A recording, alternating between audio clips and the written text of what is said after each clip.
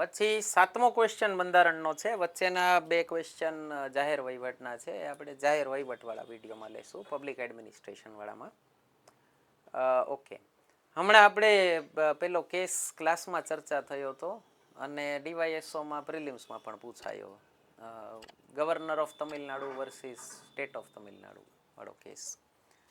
Supreme કોર્ટમાં PIL થઈ હતી કે કોઈ વિધાનસભાએ કાયદો પાસ કરી, બિલ પાસ કરી અને ગવર્નરને મોકલું હોય અને ગવર્નર 2 વર્ષ સુધી 4 વર્ષ સુધી એને સાઇન ન કરે તો એવો કોઈ પ્રાવધાન છે કોન્સ્ટિટ્યુશનમાં કે ગમે એટલો ટાઈમ વિચારી શકે?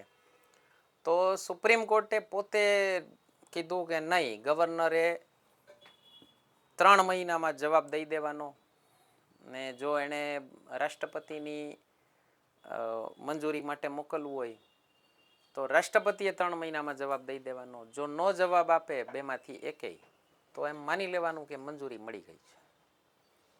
બીજું શું કીધું સુપ્રીમ કોર્ટે કે જો રાષ્ટ્રપતિને આમાં કોઈ કાયદાનો પ્રશ્ન લાગે કે આ કાયદો બંધારણનો પ્રશ્ન લાગે કાયદામાં કે આ કાયદો બંધારણની જોગવાઈઓ પ્રમાણે છે કે નહીં, તો એ કાયદો સીધો અમને મોકલવાનો, સુપ્રીમ કોર્ટને મોકલવાનો. અમે જ નક્કી કરીને કહી દઈશું કે બંધારણીય રીતે યોગ્ય છે કે નહીં. એટલે રાષ્ટ્રપતિની વિવેક શક્તિ ખતમ. ઓકે, એટલે હવે આમ ચકચાર મચી ગયો. આને એકચ્યુઅલી કોન્સ્ટિટ્યુશનલ અમેન્ડમેન્ટ કહેવાય.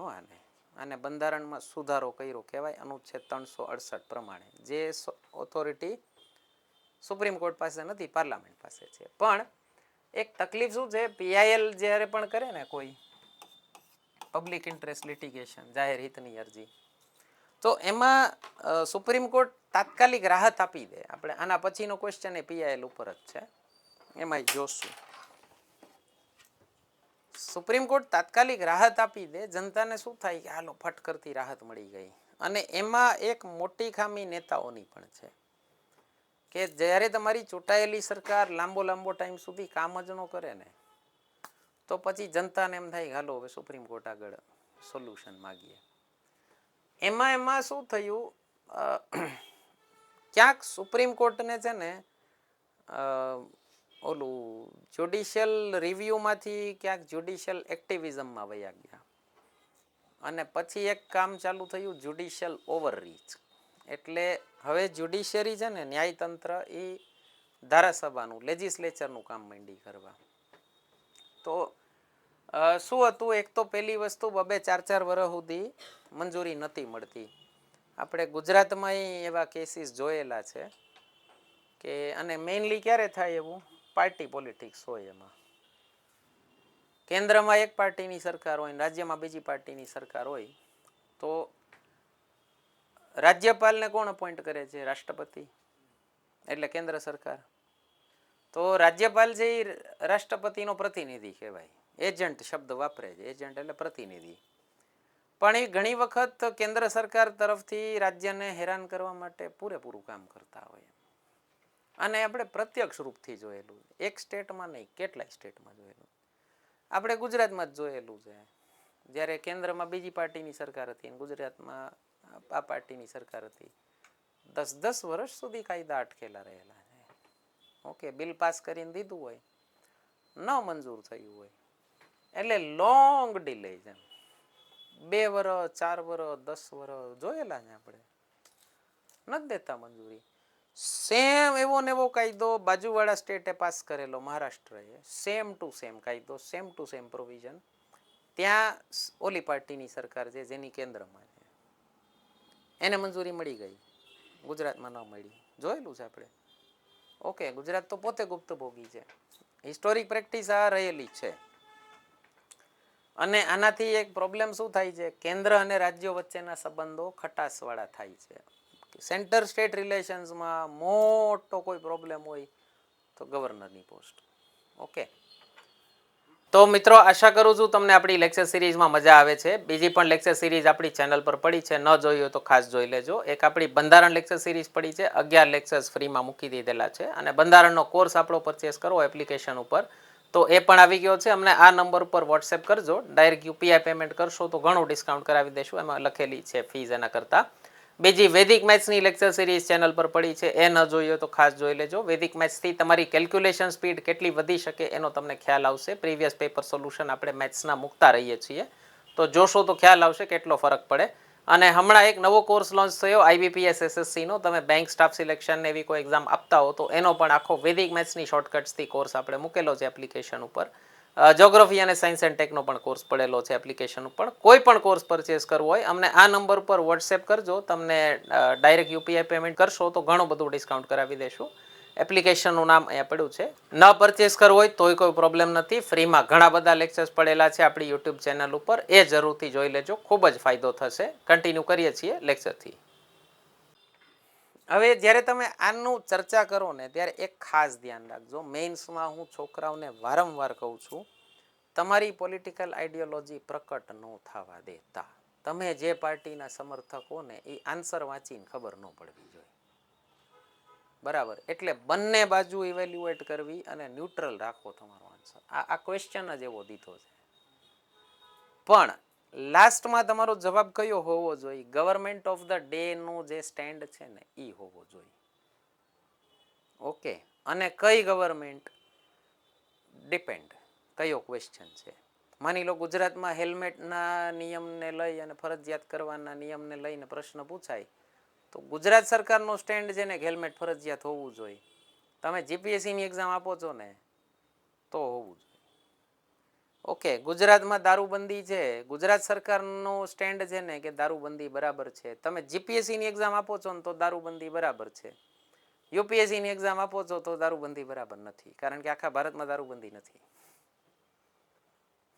ઓકે, એટલે તમે કઈ એક્ઝામ આપો છો, તમારે કોની આગળ નોકરી જોઈ છે સાહેબ? તમારા બોસને ખુશ કરવા પડે.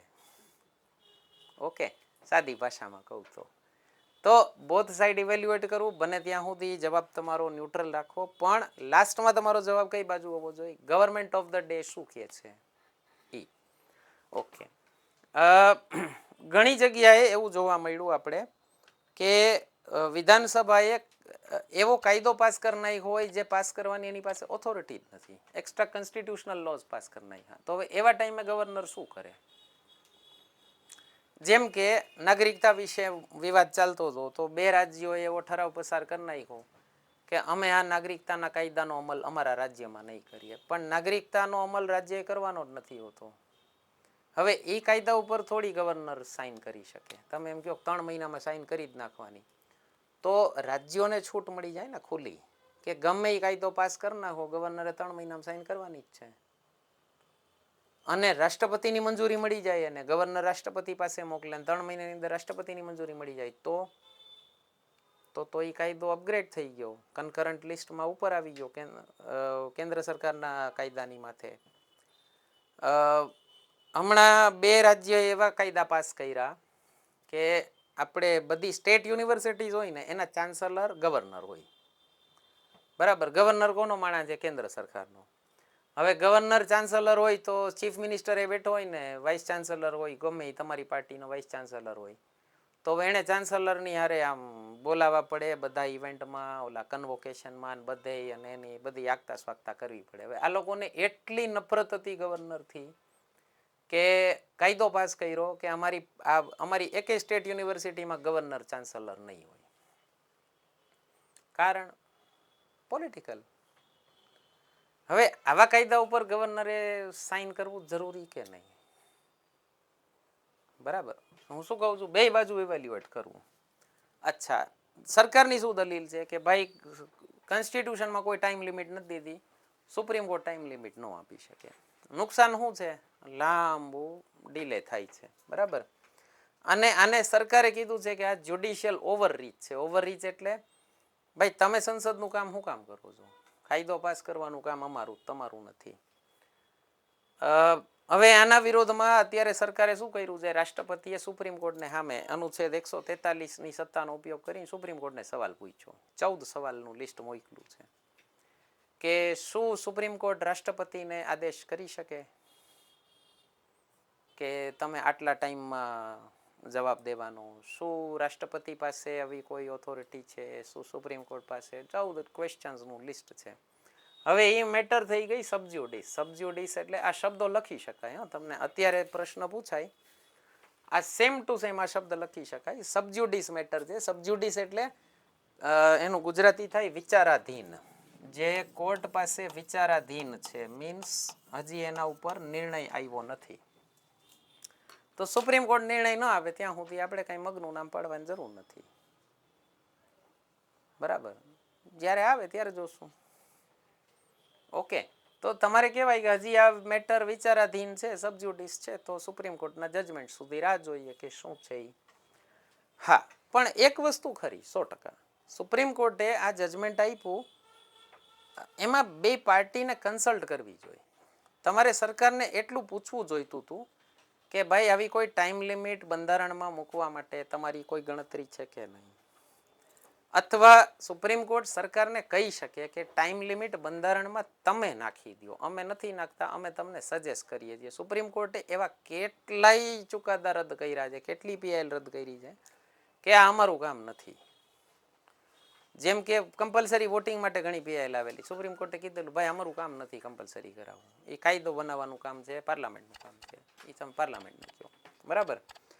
અને બીજી વસ્તુ ખાસ યાદ રાખજો, શું ગવર્મેન્ટ ઓફ ધ ડે નું સ્ટેન્ડ શું છે? ભારત સરકારનું અત્યારે સ્ટેન્ડ શું છે કે ભાઈ બંધારણમાં સુધારો કરવો છે ને અમે કરશું, તમે નહીં કરો. જનતાએ ભારતના બંધારણે કાયદો બનાવવાની ઓથોરિટી કોને આપી છે? સંસદને. તો કાયદો છે ને એ લેજિસ્લેચરમાં બને, કાયદો જ્યુડિશરીમાં ન બને. તમને અત્યારે સારું લાગે કે ઓ હે જજે કેવું સારું નિર્ણય આપી દીધો, એ જજ જ્યારે તમારી ખિલાફ નિર્ણય આપશે ને ત્યારે તમારી આગળ કોઈ રસ્તો જ નહીં હોય. બરાબર, કારણ કે જજને કાઢી નથી શકાતા. નેતાને 5 વર્ષમાં તમે ઘર ભેગા કરી શકો. ઓકે, જજને કાઢવા બહુ અઘરા છે. ક્લિયર આટલું?